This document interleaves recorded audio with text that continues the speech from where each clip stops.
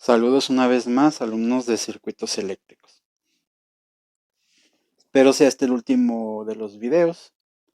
Ahora hablaremos del daño que sufre una señal de alimentación, una señal sinusoidal de alimentación. Aquí representa un sistema monofásico o un trifásico usándose una sola fase. Entonces está el vivo o fase y la línea, el neutro, por donde retorna la corriente.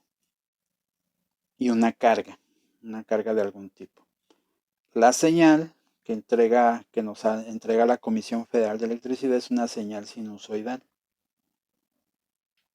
Asumiremos que es pura, que es una señal generada ¿sí? matemáticamente, si lo viéramos de esa manera, tiene esa forma, es una función trigonométrica, 2pi veces la frecuencia por el tiempo, por el voltaje pico, y nos da, poniendo cualquier instante que nos interese, nos da el voltaje instantáneo.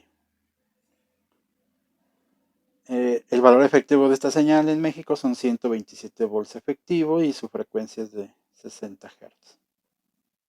Ok.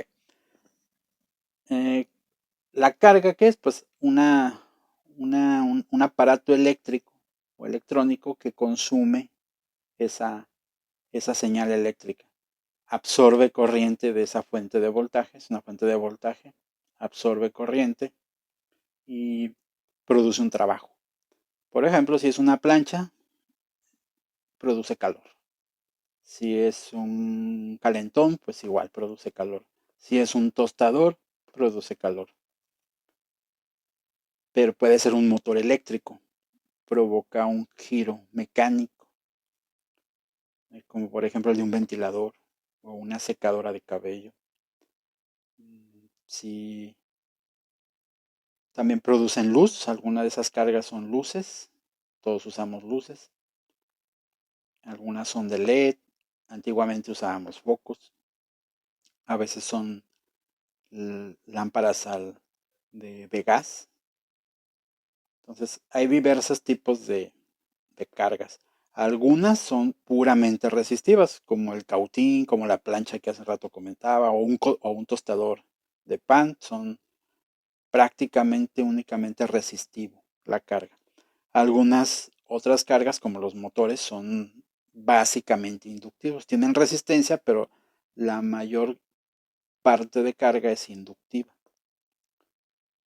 También las las lámparas, la mayoría son inductivas. Bueno, los focos antiguos eran básicamente resistivos. Casi todos tenemos en casa, o es lo más común, cargas que son o resistivas o que son resistivas inductivas, mayormente inductivas. No es tan común tener cargas capacitivas. Bueno, ¿a qué me refiero con daño en una señal eléctrica? O sea, ¿qué se puede dañar? Si no es el aparato mismo, la fuente misma, pues ¿en qué se puede dañar? Bueno, resulta que si esta carga es muy pequeña, pues la corriente sube. O sea, si la resistencia es muy pequeña, significa una gran carga, la corriente que exige va a ir subiendo. Vamos a poner un caso hipotético. Imaginen que la carga baja tanto que se hace cero. O sea, que esta resistencia se hace cero, se hace un cortocircuito. ¿Qué voltaje saldría de la fuente de voltaje? Uno diría, bueno, pues es una fuente de voltaje, pues debería de ser esta forma de onda. Pero, ¿qué pasaría si, qué voltaje hay en un cortocircuito? Lo usamos en análisis de circuitos para apaciguar las fuentes de voltaje. Entonces, ¿qué voltaje hay en un cortocircuito? Pues lo sabemos, el voltaje cero.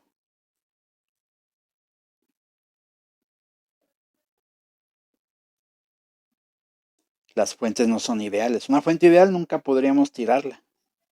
Ex- eh, si le exigimos una corriente infinita, pues ella nos entregaría la corriente infinita sin bajar su voltaje, pero eso no existe.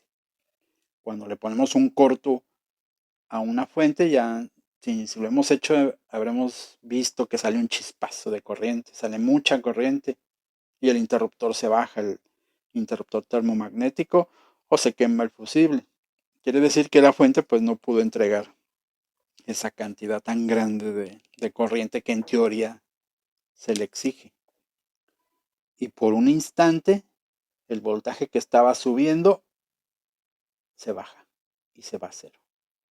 Y cuando quitemos esa resistencia a cero, regresaría en teoría a su tamaño original. Bueno, no usemos ese caso tan extremoso. Vamos a pensar que simplemente la carga que ponemos es una resistencia muy baja y le exige mucha corriente. ¿Dónde va a exigir más corriente? Pues obviamente no en estas partes, no en los cruces por cero, porque el voltaje es cero. En los cruces por cero, como el voltaje es cero, pues la carga no exige prácticamente nada de corriente. ¿Dónde exige más corriente? Pues en las partes altas. Recordaremos que alcanza hasta en México, hasta 179.6 volts pico. Bueno, pues una resistencia pequeña en un voltaje grande exige gran cantidad de corriente. Bueno, ¿qué tal que no es capaz de entregar la fuente? Asumamos esto, que si es capaz de entregar la corriente que le demanden estos voltajes bajos, inclusive medianos. Voltajes medianos y bajos, inclusive en el siguiente sentido. Pero ¿qué tal que no es capaz de entregar la corriente que la carga exige en estos voltajes, en los voltajes altos? Porque ya exige mucha corriente. ¿Cómo se vería entonces la señal de corriente? Bueno, pues asumamos que es una carga resistiva, pues la corriente va a seguir subiendo, subiendo, subiendo, pero si ya no puede entregar más corriente a la fuente, la señal de corriente entonces se vería de esta manera. Alcanza un máximo y ya no puede entregar más. ¿Cómo es que en una carga resistiva aparece una forma de onda así, subiendo, manteniéndose y luego bajando? La única manera es que la señal de voltaje también está haciendo eso mismo. Quiere decir que si nosotros ponemos una carga que exige demasiado, vamos efectivamente a alterar la forma de onda de voltaje. Ya no va a estar así, va a ser así la forma de onda. Y uno diría, bueno, pues la carga se va a mover, o si es una luz, pues la vamos a ver brillante. Si es un motor, pues va a seguir girando. Pensaríamos que pues todo está bien, a final de cuentas está causando el trabajo que necesitábamos de él. Pero significa que esta señal está en el generador. ¿Qué tal que en otro lugar de la casa estamos usando pues el mismo generador para alimentar pues otra cosa? ¿Y qué tal que esa otra cosa imaginen una una computadora de escritorio? Y la computadora de escritorio tiene su propia fuente. Y esa fuente está esperando una forma de onda sinusoidal que alcance el pico que está previsto. Bueno, pues podría pasar que la fuente de esa computadora, al no alcanzar el pico, se apague. O imaginen que es una copiadora y al no alcanzar el voltaje que se necesita, no caliente suficiente el tóner. O sea un televisor y al no alcanzar el voltaje, su propia fuente, pues haga que la tele no se observe bien. O que sea una licuadora y que para cuando queremos la máxima velocidad o fuerza, pues no haya suficiente voltaje. O la lavadora y no la ve bien. Bueno, pues esto es haber dañado la señal de la alimentación. ¿cómo sabemos cuánto se dañó la señal de alimentación? Bueno, pues para ello usamos el teorema de Fourier. Teorema de Fourier, que es muy importante en la ingeniería. El teorema fundamental de Fourier.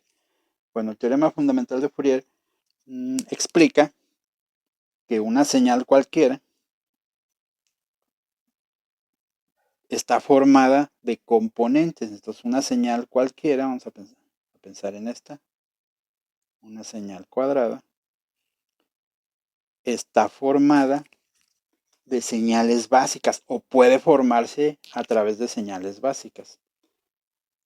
Las señales básicas son o una línea constante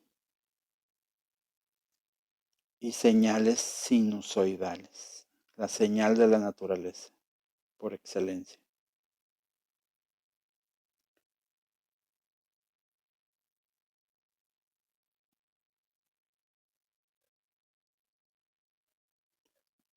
Y la cantidad es infinita. Cuando es una señal periódica, el teorema de Fourier, la matemática que eso implica, nos dice que esa señal periódica está formada de una señal constante, que en eléctrica o en electrónica le llamamos corriente continua, de una señal sinusoidal, que es la de mayor amplitud y que le llamamos fundamental,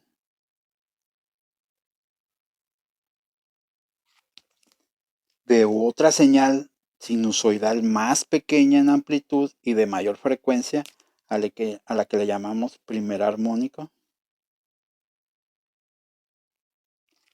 de otra señal sinusoidal aún más pequeña que la anterior y a la que le llamamos segundo armónico, y así, tercero, cuarto, la cantidad infinita de armónicos, pero cada vez más pequeñitos. La fundamental se llama fundamental porque resulta que su frecuencia es exactamente la frecuencia que vemos en la señal original. Entonces la fundamental tiene la frecuencia de la misma señal. El primer armónico tiene otra frecuencia, la frecuencia 1. El segundo armónico tiene otra frecuencia, la frecuencia 2. El tercer armónico tiene otra frecuencia más alta, que es la frecuencia 3, y etc. Bueno, existe un aparato con el que podemos analizar una señal y ver sus componentes. Ese aparato se llama analizador de espectros. Analizador de espectros. El analizador de espectros se parece a un osciloscopio, aparentemente. Es una pantalla, pero en vez de tener un eje del tiempo, tiene un eje de la frecuencia. Y el eje el eje Y es de voltaje, eso sí, igual que en un osciloscopio. Si en un osciloscopio metemos esta señal que vemos, pues la señal cuadrada, la señal moviéndose en el tiempo, en el eje del tiempo, los cambios de voltaje. Si metemos esta señal en un analizador de espectros, lo que vemos son las componentes de cada uno, las componentes de esa señal.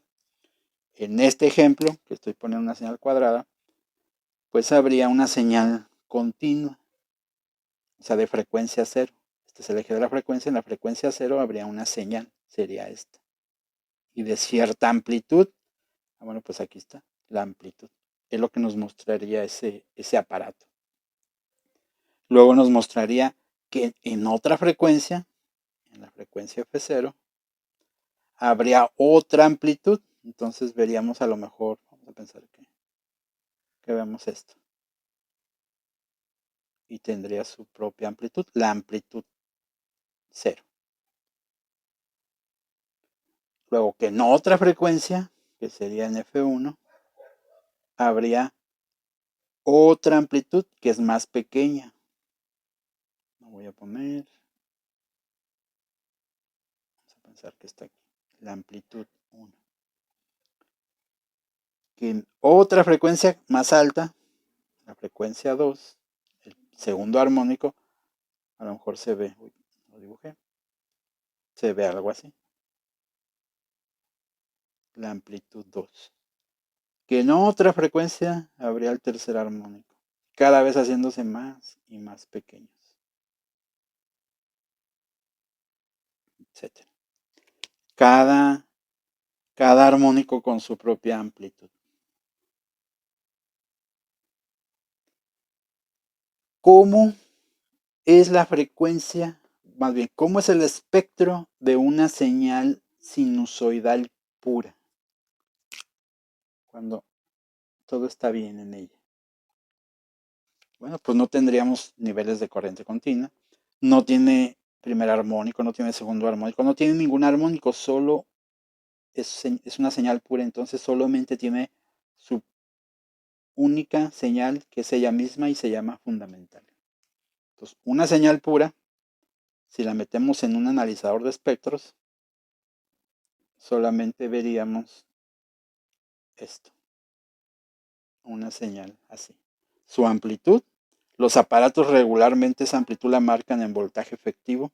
Entonces, si metemos la señal de línea, esta señal, la metemos en un aparato típico, nos va a indicar que la amplitud es de 127 volts, porque son el valor efectivo.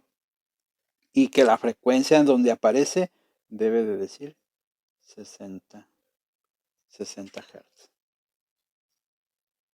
¿De acuerdo? Cuando vemos eso, esta señal la conectamos en ese aparato y vemos esto, podemos estar seguros o decir que la señal, que lo que nos está entregando el sistema eléctrico está perfecto. No tiene algo que se conoce como distorsión armónica, porque no hay armónicos. Pero si a ese sistema le agregamos una carga que exige demasiado y cambia la forma de la señal eléctrica,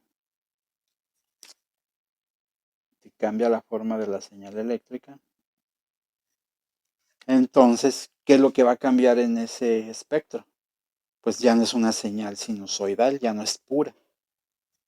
Si vemos en ese aparato, seguramente vamos a ver que aparecen componentes.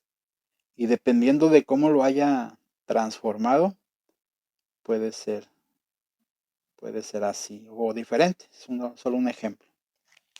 Al agregarle componentes, aparecen armónicos de diferentes amplitudes en diferentes frecuencias. ¿De acuerdo? ¿Cómo se mide cuánto se dañó entonces esa señal? Bueno, pues se utiliza una ecuación muy simple. Se utiliza algo que se conoce como distorsión armónica total.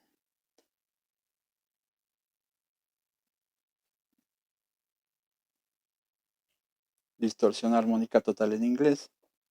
Se da en porcentaje y es una ecuación, es una magnitud de señales. Es la amplitud del primer armónico comparándola con la de la fundamental. La magnitud. La magnitud del segundo armónico comparándola con la fundamental. Y etcétera. Todos los que se observen, todos los armónicos que se observen. Y el resultado por 100%. Si la señal se ve pura, si no hay armónicos, entonces cada amplitud vale 0. Entonces este es 0 sobre el valor que sea, más al cuadrado, más 0 sobre la amplitud de la fundamental, etc. El resultado va a ser 0. Distorsión armónica total, 0%. Quiere decir que el sistema funciona muy bien. La señal sinusoidal que alimenta nuestros aparatos está perfecta. Pero si aparecen armónicos,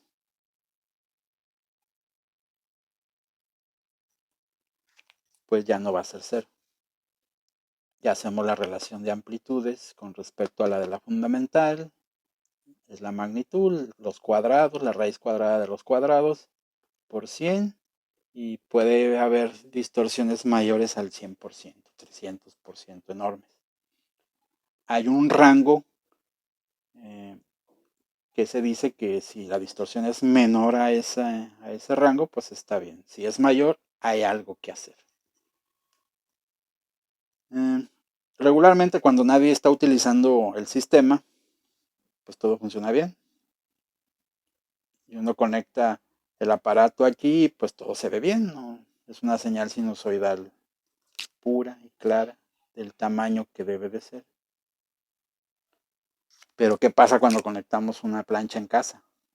Es típico observarlo, que la intensidad de la luz, si tenemos la luz prendida, se baja. O cuando prendemos un microondas, ¿sí? Y tenemos las luces prendidas, se baja su intensidad. ¿Qué está pasando? Está exigiendo mucha corriente. ¿Y qué pasa si en ese instante prendemos la lavadora? Y si además decimos, bueno, pero también quiero ver la televisión. Y digo, ay, se me antojó un té y lo pongo en un microondas. Ay, y además estoy soldando algo con el cautín. Y mientras alguien está arriba planchando. Bueno, pues cada carga que vamos colocando va distorsionando la señal que estamos utilizando, y estos armónicos van creciendo y la distorsión va subiendo. ¿Ok? Bueno, en esta práctica lo que se tiene, lo que se utiliza para hacer de manera física esas mediciones es utilizar un analizador que se llama analizador de calidad de potencia.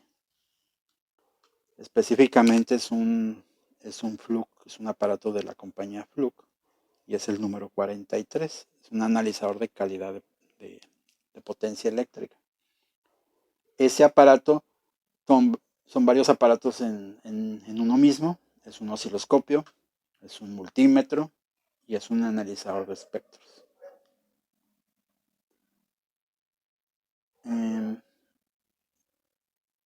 El analizador de espectros, pues observamos, lo conectamos al voltaje y nos muestra el espectro de la señal.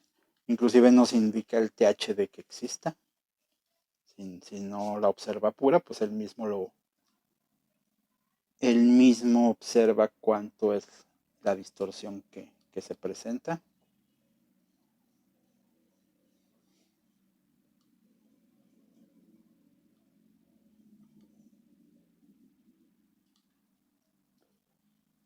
También para mide la potencia que una carga está consumiendo. Entonces, ¿cómo le hace para medir la potencia que una carga está consumiendo? Las potencias solo se miden a través de el voltaje que está en una carga. Entonces hay que medir el voltaje en la carga y la corriente que absorbe la carga. Quiere decir que hay que medir tanto el voltaje como la corriente. Ese aparato pues es un multímetro, mide voltajes simplemente colocando las puntas en paralelo a donde queremos medir el voltaje. Y la corriente, ¿cómo se mide la corriente? Bueno, pues habría que abrir el circuito y poner aquí un medidor.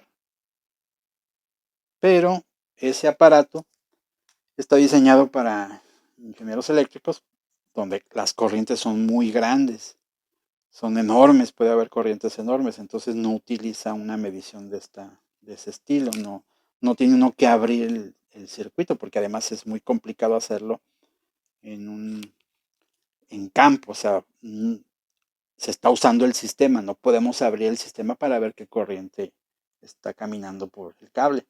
Entonces lo que se hace es usar un gancho.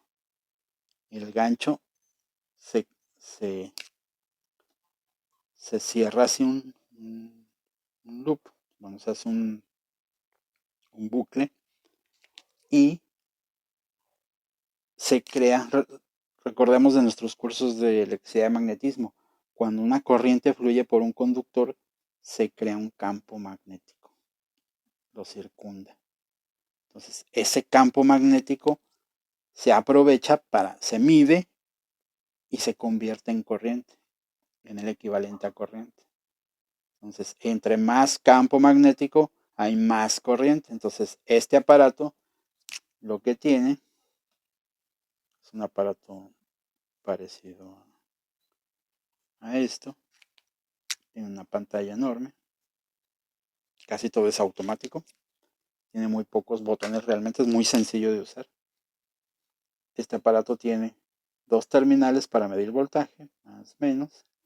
Y tiene una entrada donde va al gancho.